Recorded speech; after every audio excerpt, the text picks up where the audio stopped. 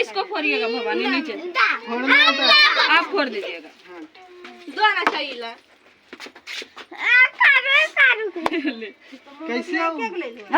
ये बगल में थी ना ले फुचिया ले दा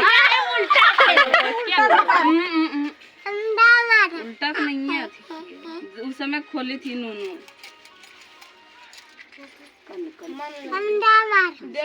3 साल में 3 गो मोमबत्ती जलाए हुए।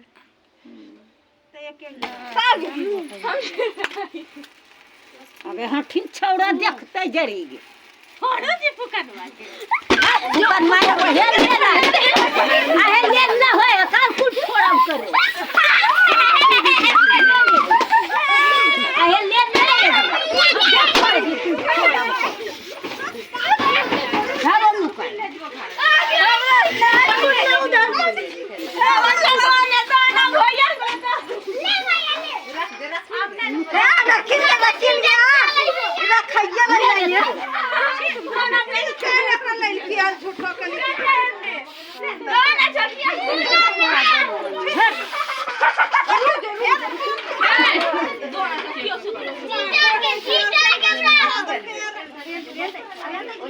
वहाँ बने बस नहीं उड़ा